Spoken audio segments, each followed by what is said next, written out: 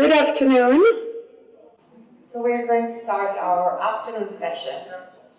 If you're anything like me, what you want to do most after lunch is to have a nap. And I tried to convince Emile to put nap time in the agenda, but he didn't let me. So instead, we're going to talk about the publish-write-pay strategy for the coming 5 years. But because I don't want you to take a nap here, we are going to be very interactive in that session. And I'm going to start with asking you a few questions, just to get a sense of what you know and what you don't know about this strategy. So this is going to be an interactive session, and I'll be asking you a few questions about what you know and what you don't know about the publish-write-pay strategy planning process. It's okay if you don't know. We're here to make sure that we have an opportunity to discuss it. Okay, so this session is about the strategy planning process for publish-write-pay, and it's going to be a very interactive session, so no time for sleeping. I'm going to have a few questions for you. There's no right or wrong answer. It's just to test your understanding of this process and clarify any question. Okay, so who's heard about a strategy planning process at publish-write-pay? Our Global Council member, I'm reassured. Anybody else? Okay. Who knows there was an online consultation process regarding this strategy? Right? Who participated in the consultation? Okay. Do you remember how many goals we propose to have for the coming 5 years? 4. Yeah, oh my gosh, those guys are winning. Do you remember what they are, those 4 goals? Do you remember what the goals are, or at least one of the goals? Is it about saving elephants?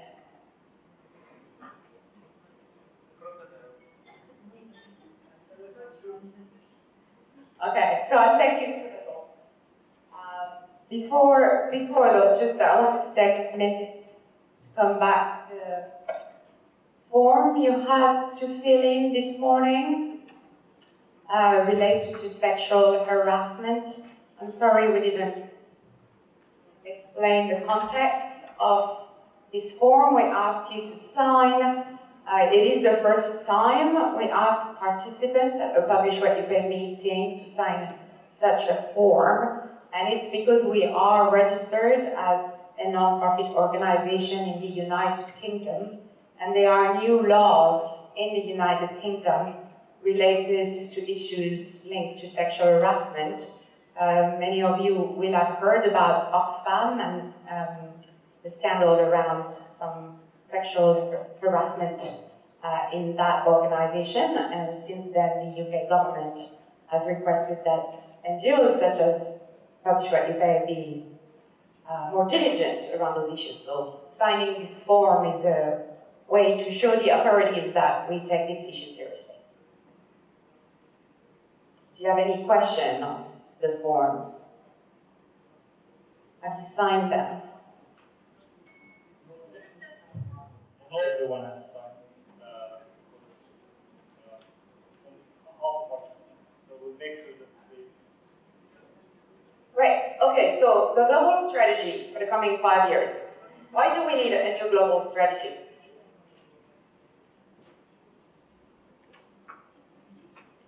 In your view?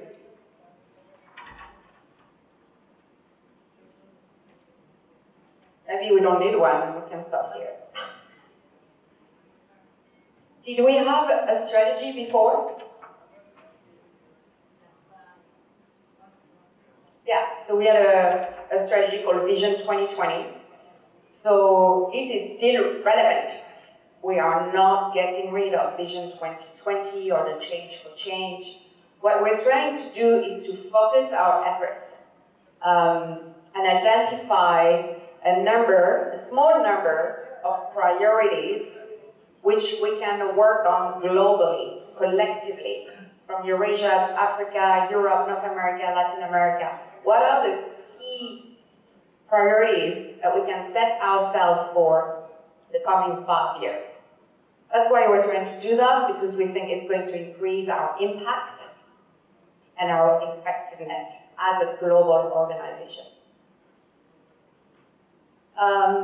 It's also to respond to changes affecting the extractive sector, so the world is very different from when we were established in 2002, or from even when Vision 2020 was developed a few years ago. So we need to reassess those issues around us and what difference we want to make in the coming 5 years. We've touched upon some of those issues this morning, related to the fact that there's a lot more information out there than just 5 years ago, the fact that there are some frontier areas like contract transparency, beneficial ownership that were not included in Vision 2020, the fact that there's challenges related to civic space. I mean, there's a number of issues that are different today than they were when we first started. So we need a strategy that responds to those changes. The strategy also needs to reflect the evolution of our own movement. We now have coalitions in more than 45 countries. What is it that unites all these different organizations in very different contexts under the umbrella of PWYP? Of course, it's the promotion of transparency and accountability in the extractive sector. But what is it that a member organization in Côte d'Ivoire, for instance, has in common with you guys here in Eurasia? So we're trying to identify what unites us as a global organization. It's also to enhance our own accountability, learning, and effectiveness within the PWYP movement. There's a lot of lessons that you have learned in your work, in your respective contexts, that we need to be able to better share with other organizations in different contexts. So, for instance, some of our members have done a lot of work on beneficial ownership. Could we enable the sharing of information, the sharing of experience, the learning in a better way among all those organizations in the world? It's to set global priorities and guide decision making, so that's what I'm going to present in a minute, the 4 goals, the 4 collective priorities we think we can work on together. And it's to strengthen our ability to take collective action. There's also many other reasons, and they're all valid. The important thing is to remember that you are part of a national coalition, but you are also part of a global movement. And that's what eventually gives us strength and power when we engage with governments and with companies. So just a recap of the consultation process up to date. So we've had 2 global online surveys, one in August, September last year, and another one this year, in which about 1/3 of PWYP members participated, so about 300 organizations around the world. We have 700 member organizations across the world. We also held 5 webinars in Russian, English, Arabic, French, and Spanish on issues of tax and extractives, so how to enhance tax justice or tax transparency in the extractive sector and our role in that. And the other one was on the issue of to extract and not to extract, and the type of information that was needed nowadays to answer this question. So we had about 100 participants in those webinars. We also had 2 regional meetings and 4 global council meetings to develop the strategy, to give comments and input on the various drafts. And then we have 1 mini website, again including in Russian, to explain the strategy development process and where we're at the moment. So a a really long, intensive, but also very participatory process, which we started more than a year ago, and which will culminate in the adoption of the new strategy in January at our Global Assembly in Dakar, Senegal. So those are the 4 goals. They're all interrelated, they're numbered, just for ease of reading, but they're really all interconnected, so that's why we try to capture with those circles kind of going on top of each other. So goal 1 is our bread and butter. It's what we've always done, and that's what we will continue to do, is to ask for information and transparency in the extractive sector. That's what we call sourcing the information. We will identify demand and generate the information we need. So that's all the work we've done with the Extractive Industry Transparency Initiative, the work we've done on mandatory disclosure legislation in jurisdictions where large extractive companies are registered. That's all the work we've done through our work with Supreme Audit institutions to try to get other fiscal data released. And we will continue to do that. We will continue to be a transparency movement asking for more data, more information related to the extractive sector.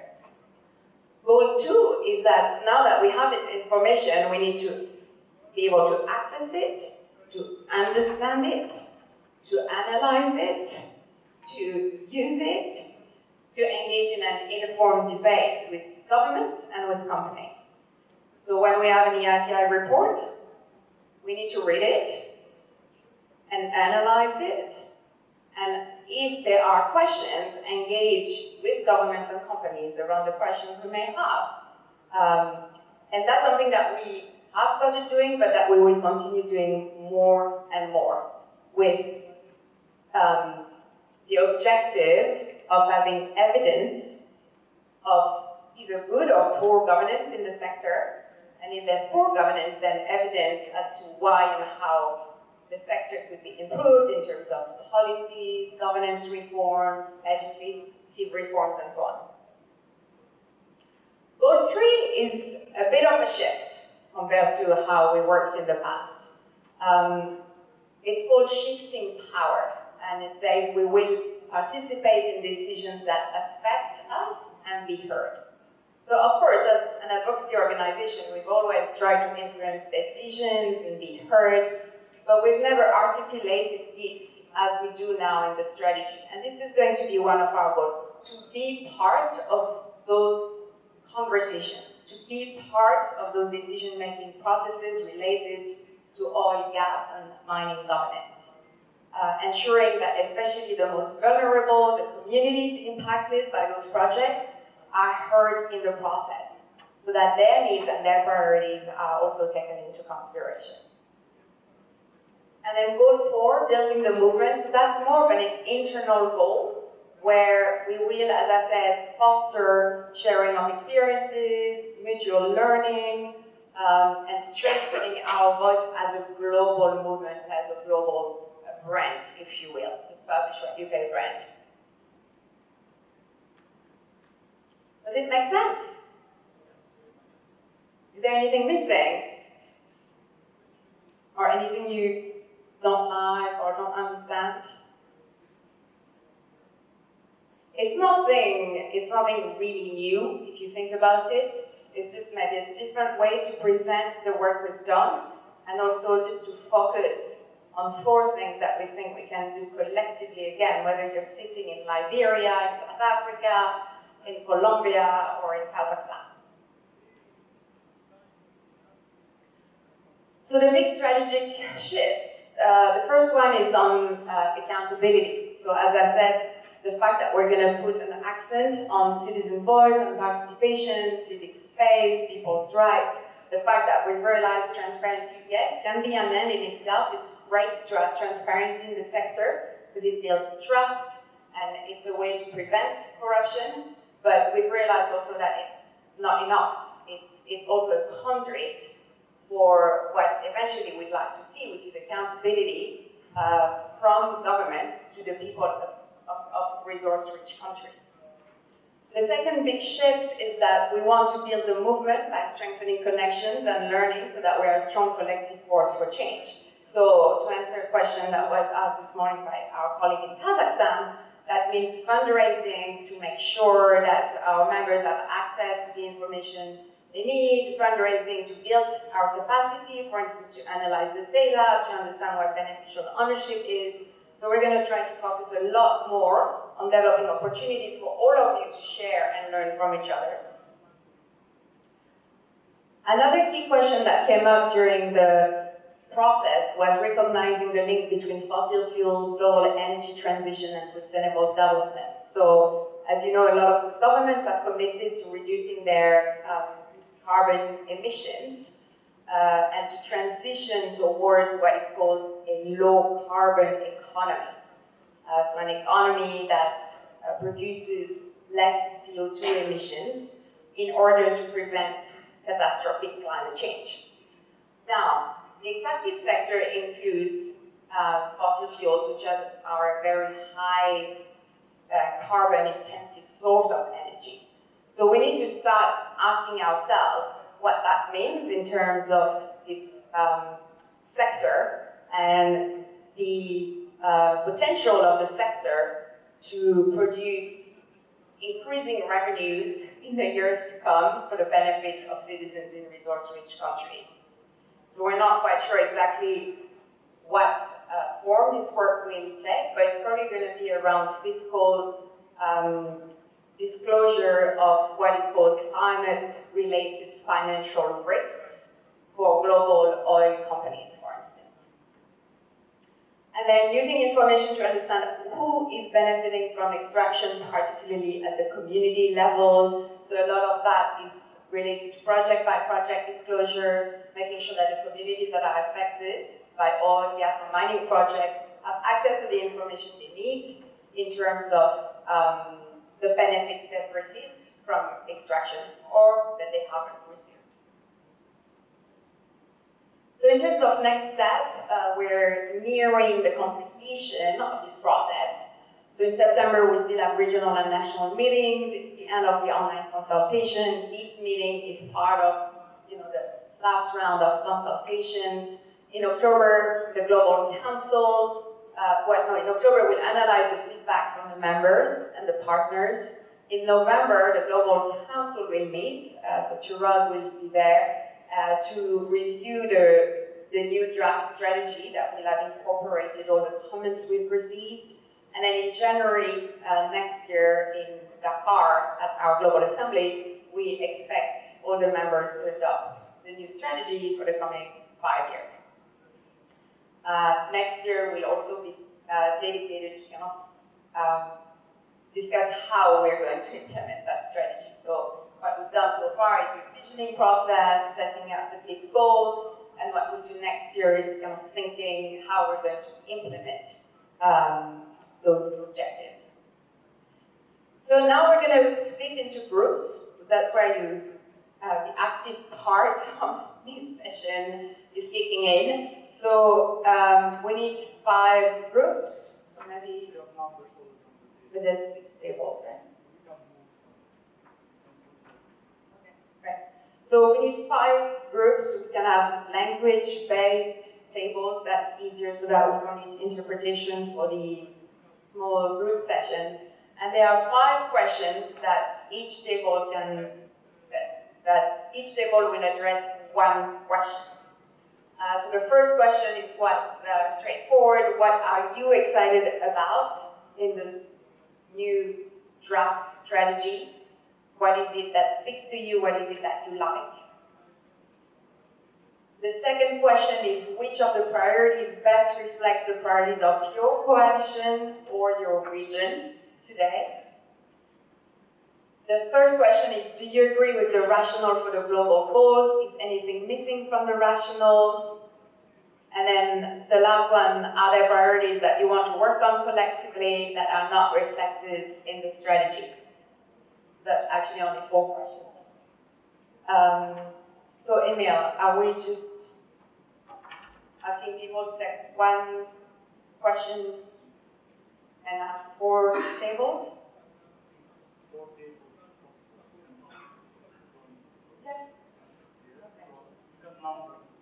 Okay, so this one we take question 1, question 2, question 3, and then question 4. And then if you can identify a rapporteur so that we reconvene and share a few of the discussion points with the rest of the group. You have, what, 15 minutes for the group work? 15 minutes. Any questions on the exercise? Okay. Great. Good luck.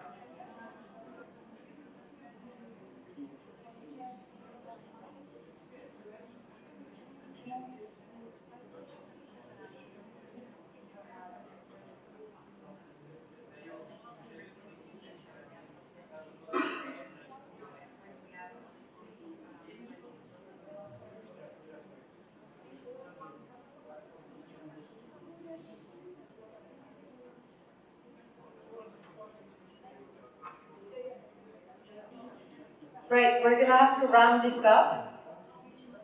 So I'll ask you to stop, put your headphones on. So I will ask each table to spend maximum 5 minutes each to report back to the plenary, focusing on maybe 2 or 3 highlights that you discussed. So things you think would be interesting to share with the rest of the group. And then I'll ask the other groups if they have anything to add to that question. Unfortunately, each group only discussed 1 question, but now is the time for groups to input in the other questions if they want. Okay? All right, so I'll start with question number 1, which was, what are you excited about in the draft global strategy?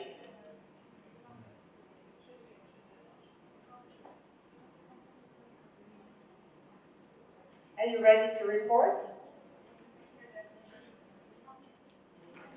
Birinci sualına bağlı biz onu qeyd etmək istəyirik ki, hal-hazırda Azərbaycan üçün məqbul olan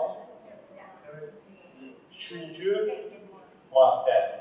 Yəni, burada nə qeyd olunur? Azərbaycanın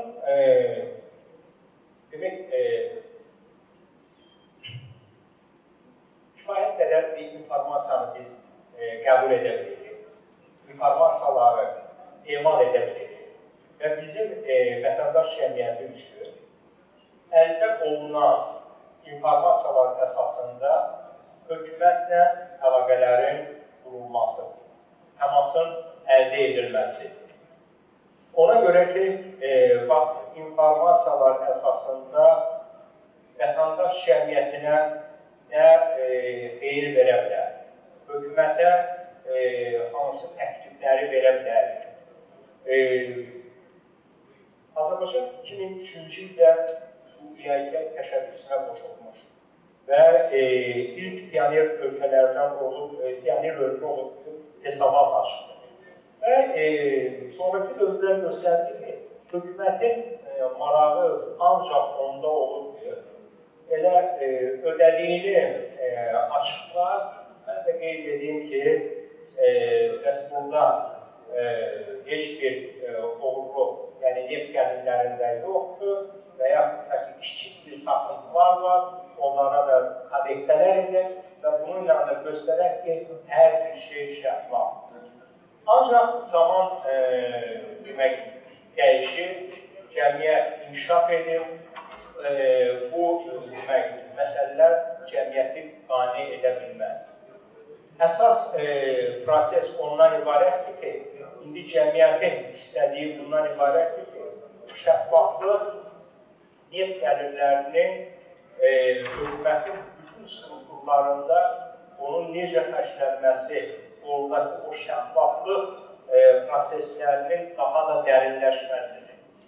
Ancaq biz görürük ki, hökumət heç də həvəslə bu kontaktlara yetmir. Düzdür, o hesabatları hansı ki siz stolun üstündə görürsünüz, ildən ilə onlar qalınlaşır. İldən ilə onların keyfiyyəti yaxşılaşır.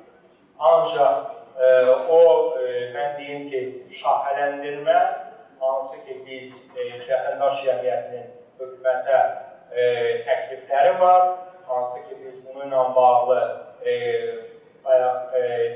Sabit bəy qeyd elədi ki, ekspert qrupu hökumətə təkliflər vermişdi.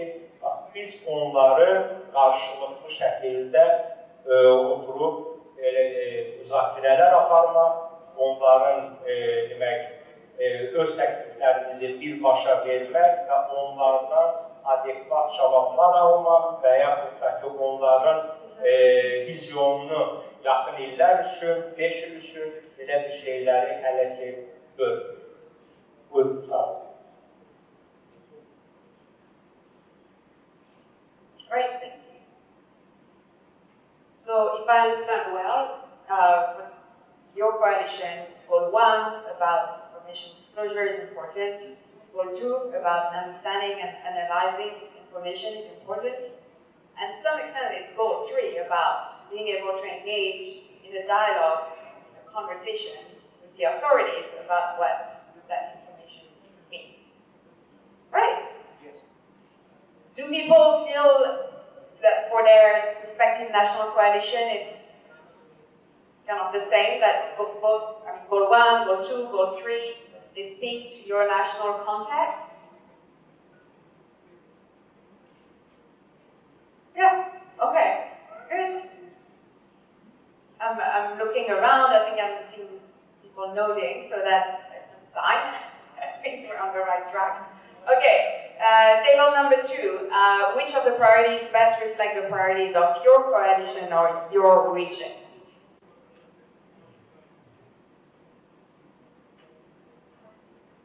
Our table have good news for all of the coalitions in published today, Because we have just recently understand that lots of priorities we have in our coalitions, but all of these strategic goals are reflected to our coalition, each of them. And the other good news is also that the most important for all of us is number 4. It's about building of movement, because we realized that each voice should be heard. And it's important to build strong coalitions and strong global movements to feel this power, to feel this force to make something better, to challenge, to change everything. And that's why for all of these 5 coalitions that we have on our table, it's so important to feel this strong power of the global movement. And that's why it's so important for us. It's number 1 priority. Also, other goals were mentioned, like we have lots of issues with information.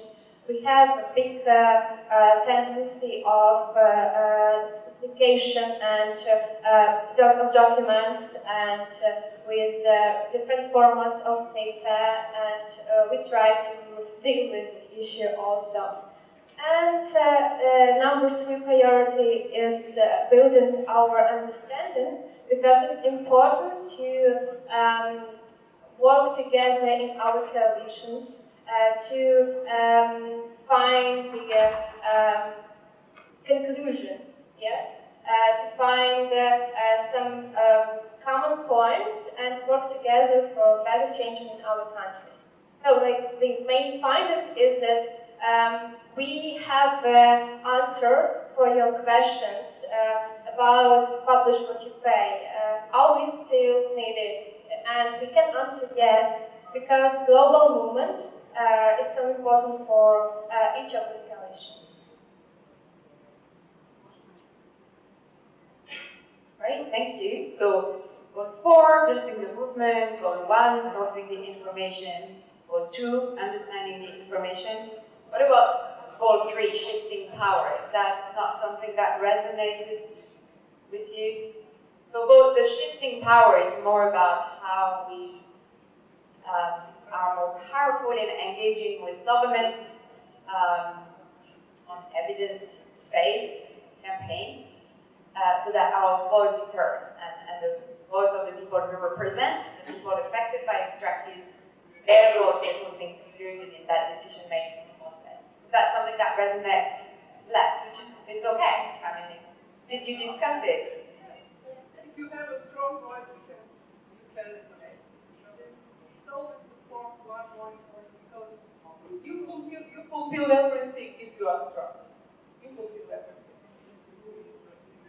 Yeah, so if you reach goal 4, which is that we're strong together, then you have a stronger voice. Yeah. So as I said at the beginning, the goals are all interrelated. They all support each other. They're not consecutive.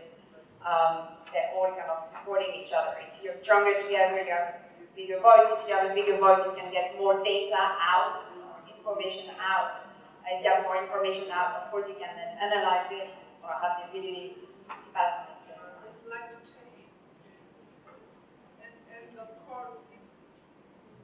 And of course, if we can share all together, because one coalition is better in one issue, the other one is better in the other issue.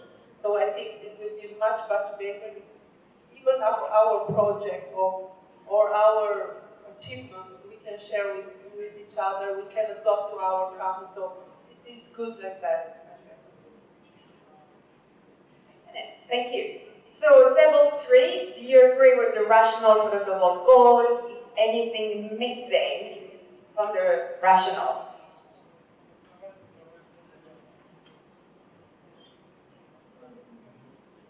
Как долго обсуждали, я решил следующее. В принципе, мы решили, что все достаточно грамотно, даже используя слово академичным было написано, особенно все эти 4 цели.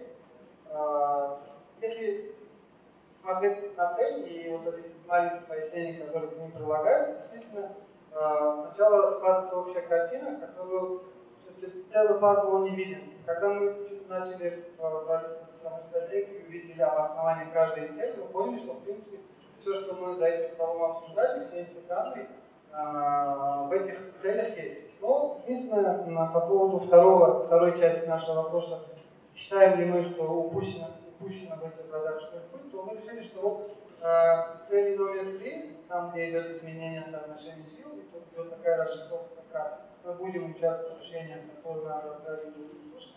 Все-таки мы думали, что больше, наверное, должен быть упор сделан на civic space, на служение гражданского пространства, так как все-таки участников за нашим сообществом Казахстана и Казахстана считаем, что это для нас один из ключевых факторов для дальнейшей деятельности, и если мы члены этого успеем, то мы вот эта цель третья, она должна более быть, скажем так, эффективной для ее реализации. Мы понимаем, что цель она общая, да, она будет общая, и от нее будет поставиться какая-то конкретная деятельность, но мы от группы хотели бы вот подчеркнуть этот момент, что именно этот пункт, исходя из того, кто находится за этим столом, какие страны представляют, то вот этот пункт мы предлагали дополнить этот пункт именно вопросами того, что служение именно гражданского пространства, с учетом специфики каждого из государств.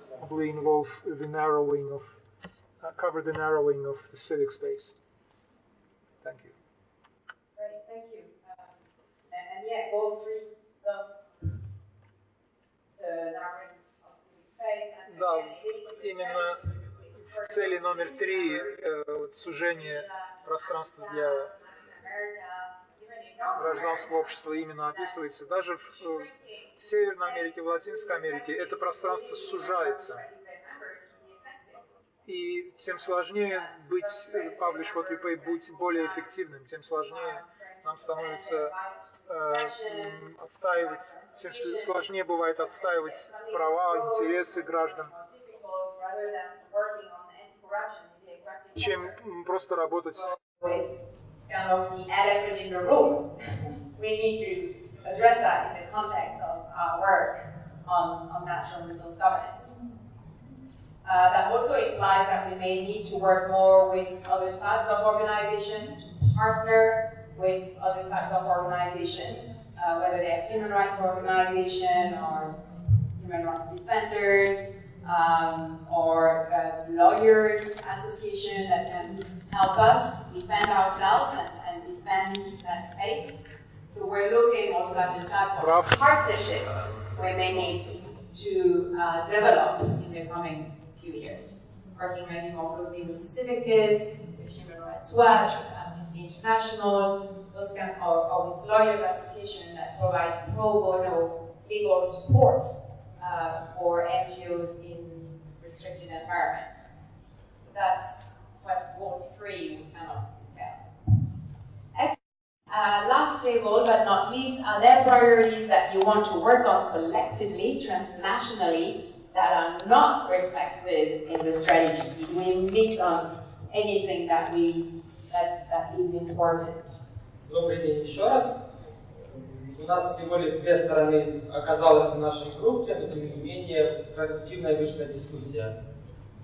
Первая цель – доступ к информации, там пункт 1.3, там написано про социально-экономические, экологические и так далее, например, туда мы бы очень просили добавить права человека, обязательно туда включить вот именно первый доступ к информации, как одно из прав человека, которое необходимо защищать, и это поможет нам коммуницировать с другими коалициями и движениями. Цель вторая – достижение понимания процесса в плане трансграничного межнационального партнерства прописано очень хорошо, и ни одного замечания у нас нет. Цель номер 3 – изменение соотношения сил. Здесь у нас много вопросов, сейчас попробую прочитать наши рекомендации.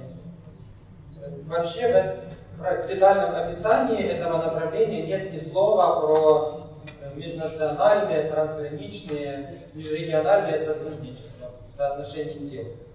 Поэтому вот здесь нужно было бы это усилить, добавить. Например, что возможно включение доноров каких-то вопросов, да, мы знаем, что Украина получает кредиты, если какой-то вопрос да, в сфере ETI или PWYP включают этот перечень требований для получения кредита, то это возможность для нас. Но Украина не может сама, гражданское общество Украины не может само попросить донорские организации включить это в перечень. Здесь нужна межнациональная коалиция, чтобы включалась, другие страны просили за нас, тогда доноры это сделают. Этого в стратегии нам не хватило.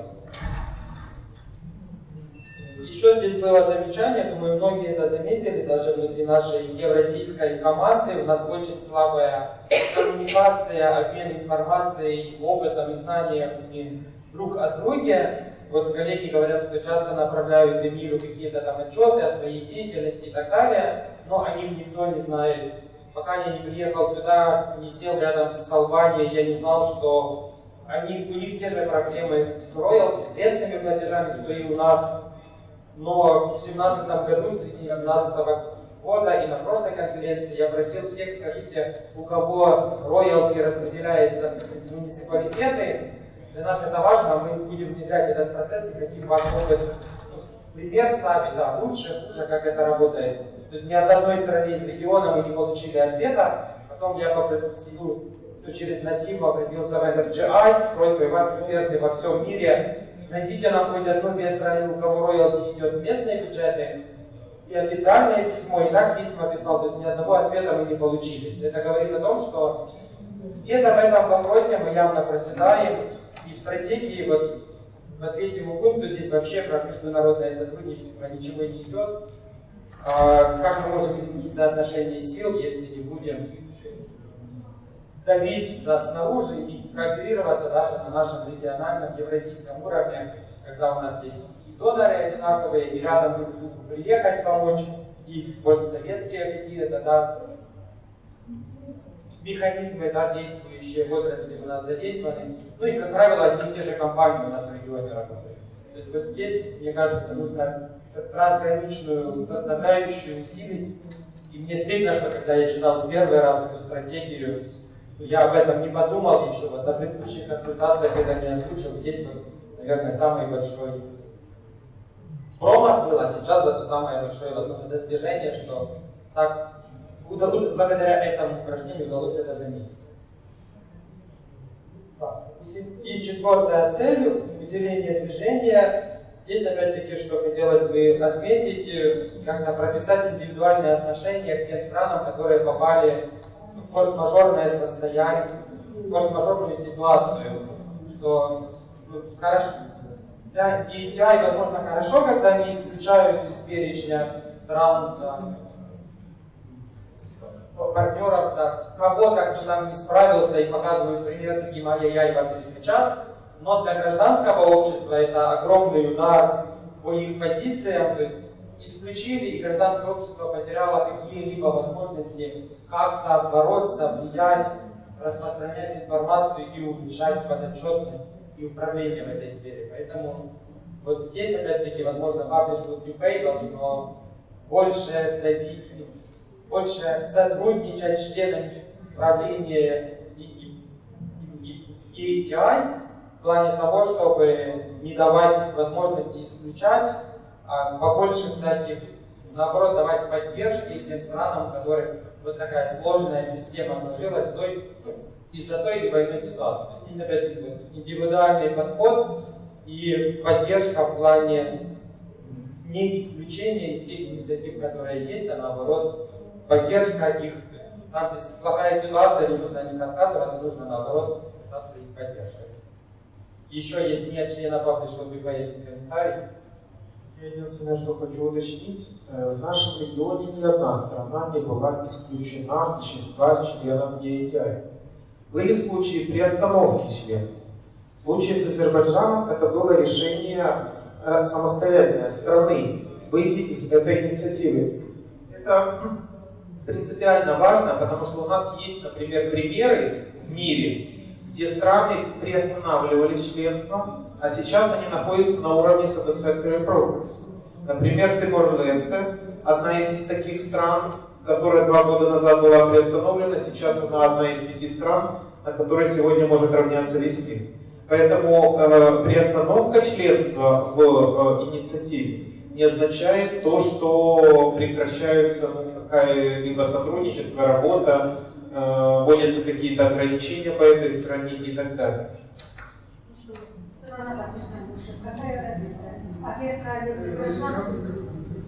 Да, ну вот этот последний пункт был донесен нам уже после группового обсуждения, поэтому я передам автору микрофон, она пояснит, что именно. Mənim həmkarlarım dedilər ki, ümumiyyətlə təcrübədə üzvləyəcən üzvlüyündən çıxarılma olmayıb, müvəqqəti olaraq fəaliyyətin saxlanılması olur. Fərqi yoxdur. Ölkə özü çıxdı. Ölkəni çıxartdılar.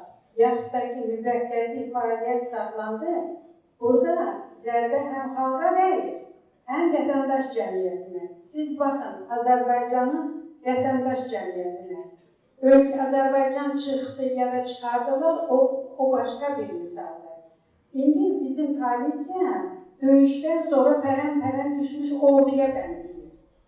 Mütəxəssislər yığılır, standart fikirləşirik, neysə bir formal fikirləşirik, platforma yaradırıq ki, biz toplayaq vətəndaş cəmiyyətini. Ona görə bu məsələni qaldırdım ki, siz kənardan müşahidə edirsiniz və qiymətləndirirsiniz, yay olsun, yarıqdaki ödədiyini açıqla. Söhbət bundan gedir ki, belə situasiyalarda, ölkələrin düşdüyü situasiyalarda bəzən bu hökumətə çox əlverişli olur. Şirkətlər üçün çox xoşa gələn olur, çünki olan əldə bəhanə olur.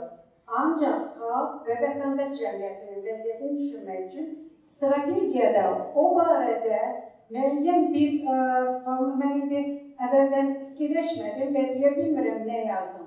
Amma mən istərdim ki, siz nəzərə alasınız ki, bu halda ölkənin vətəndaş cəmiyyətinə beynəlxalq səviyyədə hansı köməyini istəyəcək? Onu göstərəsiniz. Sadəcə kömək etmək yox, dəstək vermək yox, onu göstərəsiniz ki, nə edebilirsiniz? Çox sağ olun. Thank you. So just on this point, I just wanted to note that PWYP works in many countries where there is no EITI, that we will continue to support the coalition in Azerbaijan, whether there is an EITI process or not. Is there a problem with interpretation? Okay, I need to close this conversation, so I don't want to get into a conversation about EITI here. We're going to have some time to discuss this later. I just wanted to say that, I think what we've broadly heard today is that the coalitions throughout Eurasia are in agreement with the 4 goals that are being proposed for the coming 5 years. Just so you know, this is also what we heard from the 300 responses that we received through the online consultation, which means that broadly members all around the world agree with our direction of travel for the coming 5 years. They agree with the top 4 goals. There are some very interesting insights and recommendations and suggestions on how to improve and strengthen the narrative, the priorities, and so on. So we will go back to the drawing board and include all those comments into a revised draft. So the next document you will see will be quite different, still the same structure with the 4 goals, but a strengthened narrative and more clarity about what we mean by certain things under those goals. What's really important for you in terms of next steps is to ensure that your delegates who will attend and participate in the Global Assembly in Dakar in January have the authority to endorse the strategy in Dakar. So whoever is chosen as part of your 3-people delegation to come to Dakar will need to carry that authority to represent the coalition's view to hopefully endorse the strategy. So that's really important. You will have a final draft of the strategy in front of you before you travel to Dakar, of course. So I think we need to close this conversation. We have a coffee break, right? So after the coffee break, we'll reconvene. So there was one last comment here that we can take before the coffee break, but then short coffee breaks after that.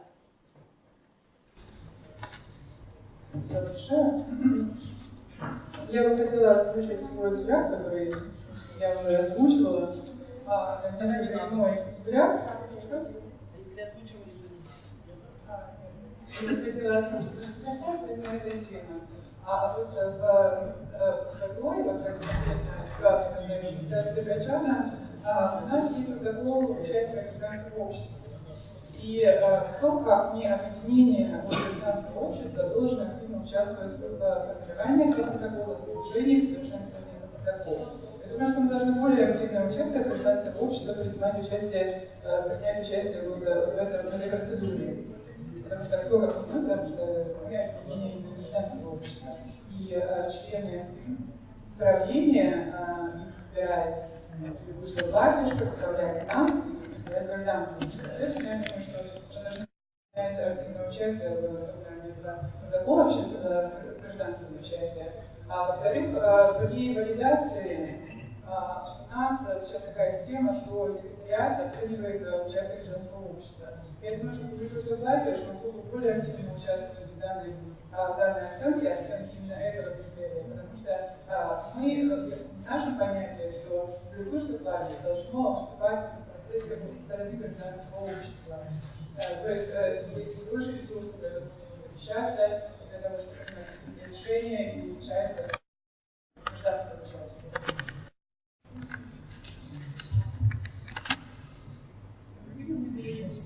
Спасибо. Завтра мы будем об этом говорить полдня, так что вернемся к этим моментам. У нас 15 минут на кофе-брейк, потом очень интересная сессия с вами есть. 15 минут.